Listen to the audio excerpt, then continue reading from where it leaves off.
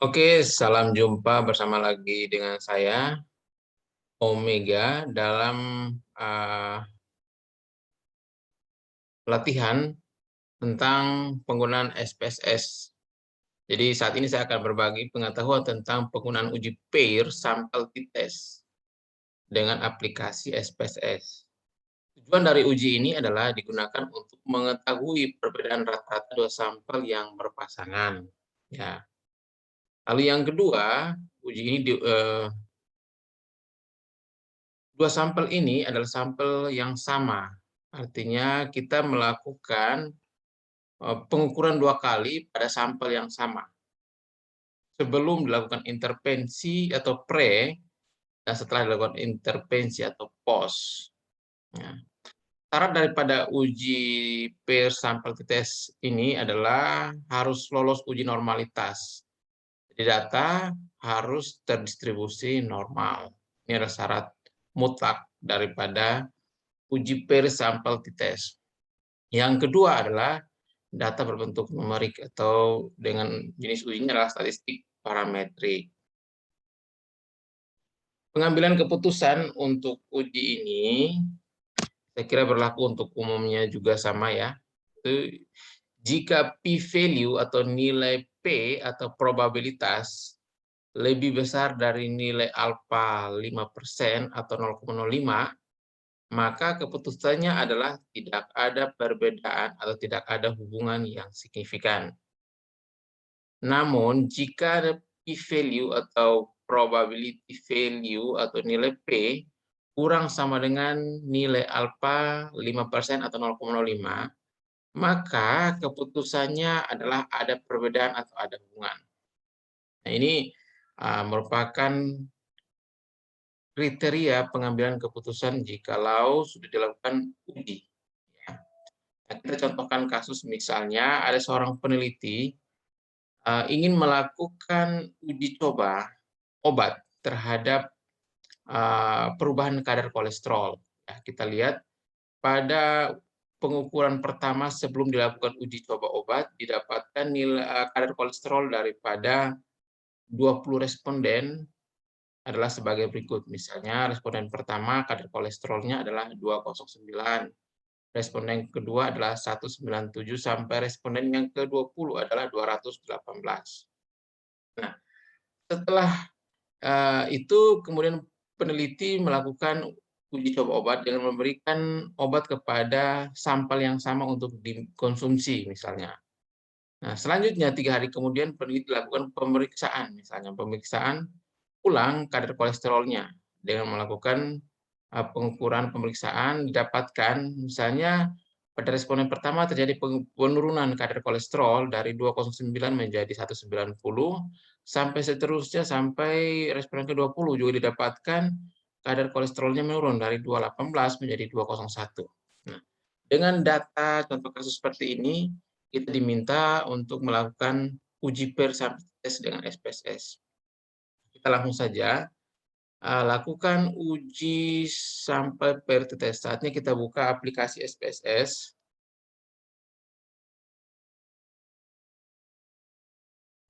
Nah, di layar akan tampil seperti ini. Oke, rekan-rekan bisa menemukan layar tampil seperti ini ya. Ada dua tampilan dalam layar. Yang pertama adalah data view, di kiri bawah Anda bisa lihat, klik. Dan yang kedua adalah variable view. Langsung diklik saja. Nah, variable view akan muncul name, type, white, decimal, label, values, dan seterusnya. Nah, sekarang kita akan lakukan pengisian pertama di variable view. Nah, di kolom name, Anda tinggal ketik pre-test. Sebelum dilakukan tes, Anda langsung ke desimal. Di desimal, Anda lakukan pengurangan, jadi ini ada anak panah, 2 jadi 0. Terus labelnya Anda ketik pre-test. Itu aja yang Anda isi.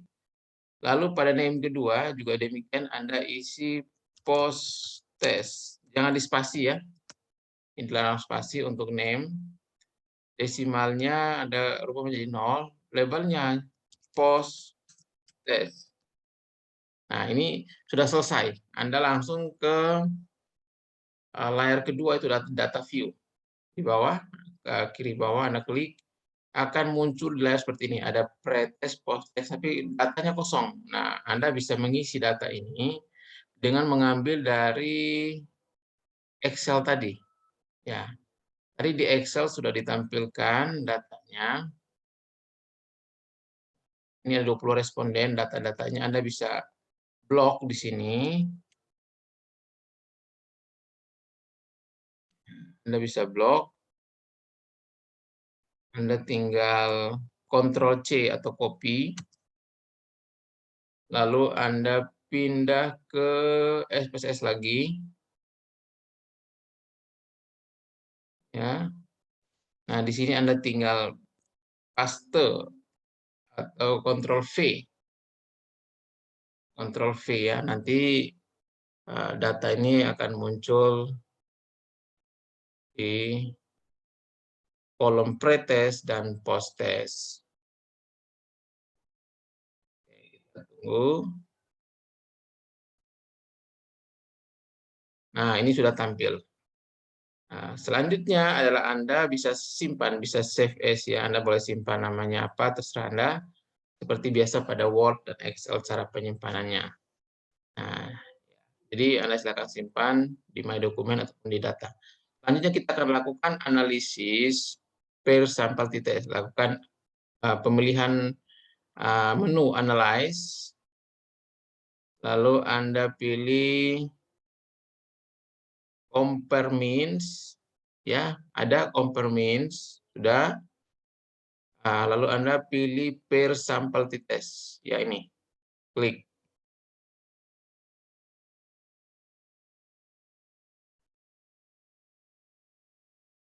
Nah, akan tampil kotak dialog seperti ini. Anda pindahkan yang pretest posttest sebelah kiri ke sebelah kanan. Anda pilih pretest dulu, Anda isi di sini dengan menggunakan anak panah ini.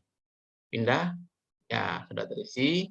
Lalu yang kedua, Anda pilih lagi posttest, Anda tinggal klik anak panah ke kanan. Ya, jika sudah, Anda pastikan sudah terisi variabel 1 dan variabel 2, lalu Anda klik OK. Nah, nanti di layar akan tampil output, ya, akan tampil layar output.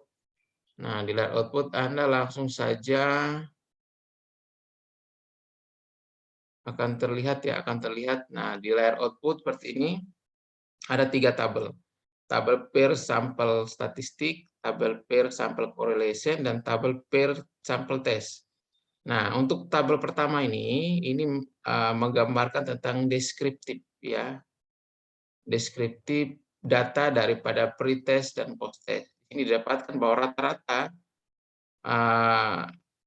data kolesterol daripada pretest adalah kondisi pretest adalah 213,15 dengan posttest 196,40. N atau sampelnya sama-sama 20. Standar deviasi untuk pretest 26,6, posttest 17,551.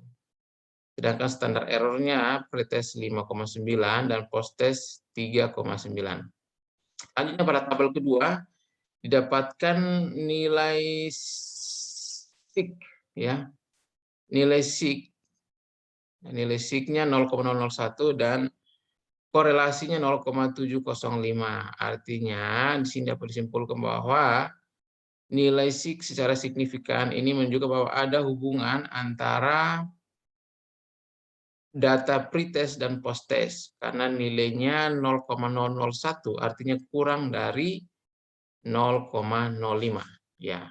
Jadi secara korelasi ada hubungan yang signifikan antara pretest dan posttest.